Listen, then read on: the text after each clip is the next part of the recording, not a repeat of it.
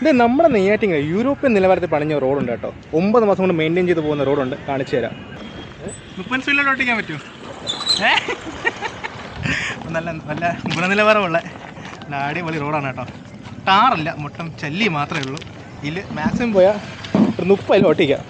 കാറൊക്കെ ആണെങ്കിൽ ഒരു 10 15 ഒക്കെ ഓട്ടിച്ച് വരാൻ പറ്റിയ നിർമ്മിച്ച അടിപൊളി റോഡാണ് കേട്ടോ. പെരുമ്പൂർ ജംഗ്ഷനിൽ തുടങ്ങുന്ന ഈ റോഡിൻ്റെ ഒരു അവസ്ഥ കളത്തള ജംഗ്ഷൻ വരെ തന്നെ ഇങ്ങനെ തന്നെയാണ് കേട്ടോ. അങ്ങനത്തെ റോഡിന് വലിയ ഉപയോഗം എന്ന് പറഞ്ഞാൽ എന്നറിയാമോ? പെട്ടെന്നൊരാൾക്ക് അസുഖം വന്നാൽ ഇവിടെ താമസിക്കുന്ന ആൾക്കാർക്കോ കടക്കാർക്കൊക്കെ എന്തെങ്കിലും പെട്ടെന്ന് എമർജൻസി വന്നാൽ പെട്ടെന്നൊന്ന് ആശുപത്രി എത്താൻ പറ്റില്ല. ബിക്കോസ് അത്രയും നിലവാര റോഡാണ്. സ്പീഡിൽ വരാൻ പറ്റില്ലല്ലോ, സ്പീഡിൽ വന്നാൽ പ്രശ്നമാണ്. ഈ റോഡ് മെയിൻ ജംഗ്ഷനിൽ നിന്ന് വന്ന് കയറുന്നത് നമ്മളെ ഗവൺമെൻറ് ഹൈസ്കൂൾ പെരുമ്പടൂരാണ് കേട്ടോ. കുഞ്ഞു പിള്ളേരൊക്കെ നടന്നു പോകുന്ന വഴികളാണ്.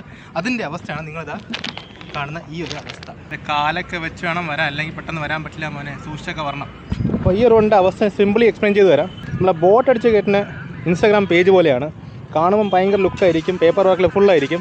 പക്ഷേ യഥാർത്ഥത്തിൽ ഈ ഒരു അവസ്ഥയായിരിക്കും, ഒന്നും കാണില്ല. ഇതേപോലെ താറും മാറായി കിടക്കും. പറയുമ്പോൾ എല്ലാം പറയണമല്ലോ. പിന്നെ ഇവിടെ റോഡിലൊക്കെ നോക്കിയിരിക്കാൻ ഒരു ചില്ലിങ് സ്പോട്ടും ഇവിടെ നിർമ്മിച്ചിട്ടുണ്ട് കേട്ടോ. നെയ്യാറ്റിൻകര ഏതൊരു വികസന പദ്ധതിയാണ്, ഡസ്റ്റ്ബിനാണോ വേസ്റ്റ് ബിനാണോ എന്നല്ല, അതിപ്പോൾ വേസ്റ്റായി കിടക്കുകയാണ് കേട്ടോ. ഞാൻ വന്ന റോഡിൻ്റെ വീട് ചെയ്യാനാണ്. കണ്ടപ്പോൾ ഇതൊക്കെ കണ്ടിട്ടുണ്ടോ ഞാൻ പറഞ്ഞതേ ഉള്ളൂ. എന്നാലും ഇങ്ങനത്തെ വികസനമൊന്നും എടുത്തും കൊണ്ടുവരല്ലേ. ഈ റോഡ് പെട്ടെന്ന് ശരിയാക്കണമെന്നാണ് എൻ്റെ ഒരു വലിയ റിക്വസ്റ്റ്. ബിക്കോസ് ഇത് ഫുൾ റെസിഡൻഷ്യൽ ഏരിയ പോകുന്ന റോഡും കൂടെയാണ്.